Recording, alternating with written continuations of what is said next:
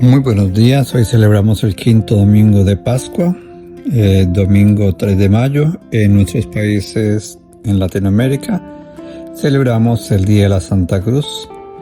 Muchos debemos recordar esta gran celebración. Para otros, aquí en Estados Unidos la celebramos el 14 de septiembre. La lectura de este domingo está tomada la primera lectura del libro de los Hechos de los Apóstoles, capítulo 6, versículos 1 al 7. En aquellos días, al crecer el número de los discípulos, los de la lengua griega se quejaron contra los de la lengua hebrea, porque en el servicio diario no se atendían a las viudas. Los 12, convocando a la asamblea de los discípulos, dijeron: ¿No nos parece bien descuidar la palabra de Dios para ocuparnos del servicio de las mesas? Salmo 32. Que tu misericordia, Señor, venga sobre nosotros como lo esperamos de ti.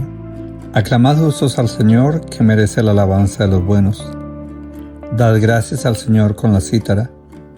Tocad en su honor el arpa de 10 cuerdas. La palabra del Señor es sincera y todas sus acciones son leales. Él ama la justicia y el derecho, y su misericordia llena la tierra. Los ojos del Señor están puestos en quien lo temen, en los que esperan en su misericordia, para librar sus vidas de la muerte y reanimarlos en tiempo de hambre. La segunda lectura está tomada de la primera carta del apóstol San Pedro, capítulo 2, versículos 4 al 9. Queridos hermanos, acercándoos al Señor, piedra viva, rechazada por los hombres, pero la elegida y preciosa para Dios. También vosotros, como piedras vivas, entráis en la construcción de una casa espiritual para un sacerdocio santo, a fin de ofrecer sacrificios espirituales agradables a Dios por medio de Jesucristo. La lectura del Evangelio está tomada de San Juan, capítulo 14, versículos 1 al 12. En aquel tiempo dijo Jesús a sus discípulos: No se turbe vuestro corazón, creed en Dios y creed también en mí. En la casa de mi Padre hay muchas moradas. Si no, os lo habría dicho, porque me voy a prepararos un lugar. Cuando vaya y os prepare un lugar, volveré y os llevaré conmigo, para que donde yo estoy, también estéis vosotros. A donde yo voy, ya sabéis el camino. Hoy las lecturas de este fin de semana nos traen una gran riqueza, porque la resurrección de Jesús pone de manifiesto que verdaderamente es el Hijo de Dios. El Evangelio este domingo nos revela la íntima unión del Hijo y el Padre, que nos permite adentrarnos en el conocimiento del misterio de Dios y de la obra salvadora. Jesús se nos presenta como el camino, la verdad y la vida. Nadie va al Padre sino por mí, lo dice Él. Si queremos conocer al Padre que resucitó a Jesús de entre los muertos y que nos resucitará también a nosotros, debemos escuchar a su Hijo. Él es quien nos revela realmente esa presencia del Dios Padre. Él es el camino que nos conducen al Dios verdadero y dador de vida para toda la humanidad.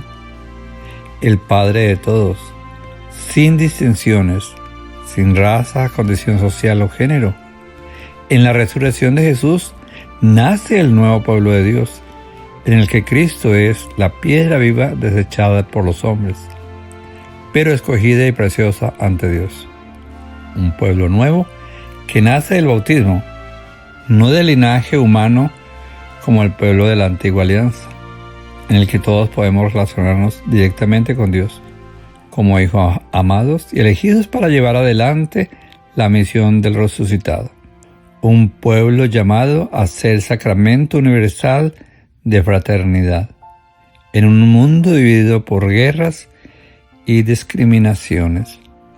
¿Cuánto debemos aprender de este texto y de lo que hoy nos dice esta lectura del Evangelio?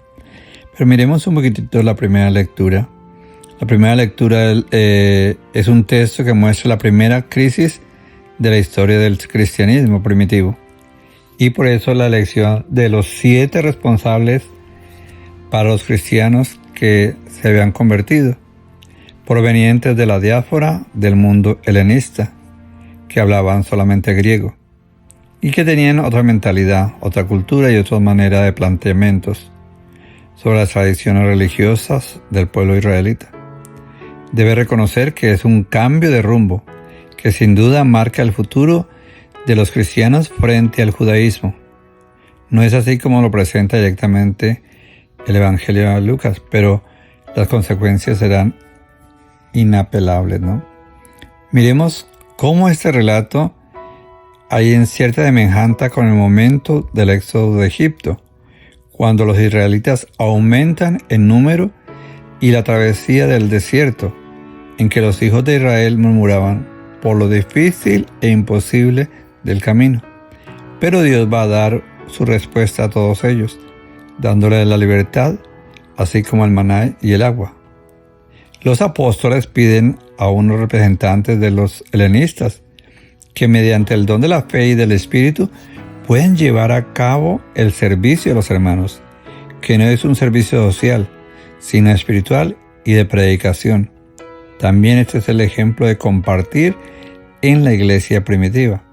Se trata también de, diríamos nosotros, hoy en día, del llamado de los diáconos permanentes, que sirven a la mesa de la Eucaristía, pero también sirven a los pobres, a los más necesitados, aunque esta era una de las responsabilidades más importantes: atender a las viudas y a los huérfanos, velar por su seguridad y que no les faltara nada.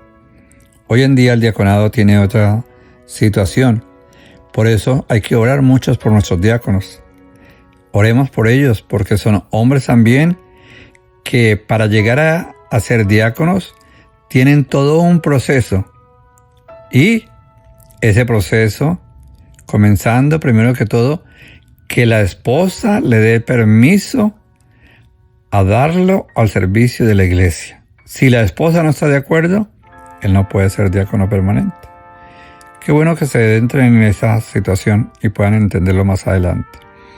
Pero miremos un poquitito, volvamos a la lectura, ¿no?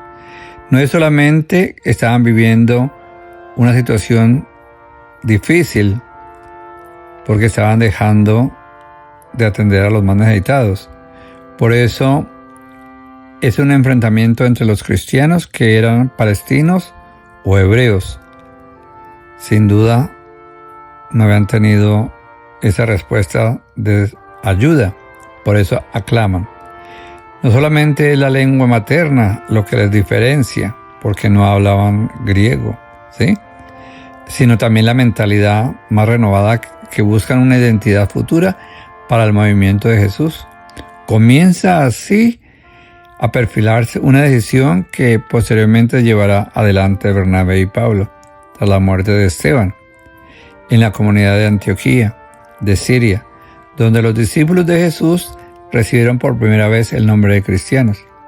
Era necesario esta respuesta porque los discípulos de Jesús no podían mantenerse amparados en las tradiciones del judaísmo y de la ley y del templo, no querían tampoco perder la identidad de Jesús que les había ganado en esa Pascua. Por eso descubramos toda la dimensión que hay detrás de toda esta primera lectura. En la segunda lectura, la comunidad viva de Cristo. En esta segunda lectura, Pedro nos invita a escuchar y a entender también una identidad recurriendo a la teología de todos los cristianos como un pueblo de reyes, un pueblo sacerdotal, una nación consagrada. Acercarse a Jesús, el Señor, que ha muerto por nosotros y ha resucitado para darnos la vida, significa que la religión cultural del judaísmo deja de ser elitista para que podamos gozar de las prerrogativas de lo más santo y sagrado. Por eso nace un nuevo pueblo, una nueva comunidad santa y sacerdotal, que entraña una plenitud espiritual y no cultural, no solamente el culto, ¿no? Sobre la imagen de la piedra viva se construye con piedras vivas una comunidad. Cada ser humano, cada bautizado, es un miembro nuevo dentro de esa comunidad vieja, diríamos nosotros, que se renueva. Es una nueva acción en que no es necesario un templo y una liturgia especial. Es la comunidad y cada uno de los bautizados, como una liturgia, vive la alabanza y la acción de gracias, o sea, la Eucaristía. Cada uno de los bautizados pues recibe una herencia personal y comunitaria. No se necesita pues nacer de una estirpe sagrada, ni ser consagrado específicamente para comunicarse con Dios, para sentir su salvación. Esa es una de las propuestas más importantes de la teología del pueblo de Dios que tenemos hoy en el Nuevo Testamento. Ello nos lo hemos ganado. Jesús nos ha dado para ser parte viva de esa piedra viva y fundamento de este pueblo de Dios, un pueblo verdadero, de hombres y mujeres que estamos vivos. Claro que algunos andan como muertos porque no saben para dónde van, ¿no? Y miremos lo que es el Evangelio, ¿no? Hoy nos muestra en el Evangelio de Juan uno de los discursos de la revelación más densos de su obra. Eso implica que Jesús nos muestra que Él es el camino, la verdad y la vida, y que nadie va al Padre sino por Él. No perdáis la calma, creer en Dios y creer también en mí. Por eso Jesús nos dice, ¿no? Jesús busca afianzar nuestra fe. Turbados interiormente en una lista interminable de acontecimientos que nos aquejan a nivel personal y familiar, a nivel también eclesial, social y como no, podemos decirlo mundial. Podemos dejar de preguntarnos, ¿qué será de nuestra vida y el futuro de la humanidad? Y Jesús nos responde, no perdáis la calma, creed en Dios y creed también en mí. Como cristianos, la resurrección de Jesús nos hace mirar la realidad que nos envuelve con ojos de esperanza. Jesucristo es el primogénito de entre los muertos, para que sea Él el primero en todo. Lo podemos leer en Colosenses 1 al 18. Ni el sufrimiento ni la muerte de la que nadie podemos escapar. Parafraseando a San Pablo, podremos separar nadie nos puede separar del amor de Dios, manifestado en la resurrección de Jesucristo, rescatándonos también a nosotros del yugo aterrador de un final sin resurrección. Eso lo podríamos confrontar con Romanos 8, 11, ¿no? Por eso, nadie va al Padre sino por mí. Jesús es quien nos revela el rostro auténtico de Dios. Yo soy el camino y la verdad y la vida, y nadie va al Padre sino por mí. ¿Crees en Dios? No lo podemos separar de creer en Jesús. La unión de Jesús y el Padre es plena y total. Ver a Jesús es ver al Padre. Esta es la identificación profunda del Hijo y el Padre. Purifica las posibles representaciones del Dios que los seres humanos nos hayamos podido crear distorsionadas por los miedos o condicionadas por la tradición cultural. Por eso Jesús es el camino para llegar a Dios, quien nos coloca delante de la auténtica verdad, el único que puede ver y dar vida. Nadie va al Padre sino por Él. Como cristianos, al proclamar nuestra fe en Jesucristo resucitado, mostramos el rostro del Padre a la humanidad. La fe se hace universal, una buena noticia para todos, en que todo ser humano, independientemente de su religión, cultura o raza, se encuentra con un Dios que reúne las cualidades del Abba, del Padre, de Jesús, en cuyas manos podemos poner nuestra vida con la seguridad de que no quedaremos defraudados. Por eso la resurrección de Jesús autentifica la imagen de Dios que nos habla, transmitiendo al mundo una nueva visión de un Dios Padre que es misericordioso, que nos ama por lo que somos, no por lo que tenemos o por lo que aparentamos.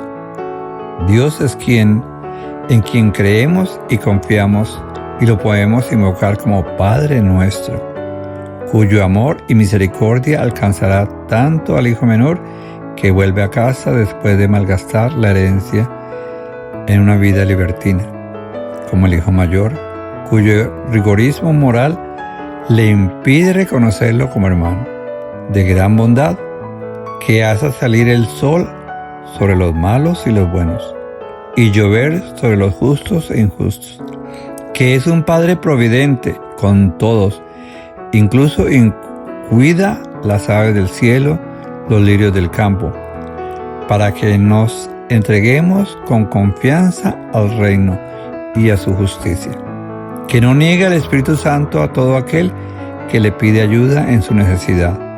Busca en él la luz y consuelo, le llama en su dolor y su angustia. Un Dios a quien Jesús conoce íntimamente y alaba.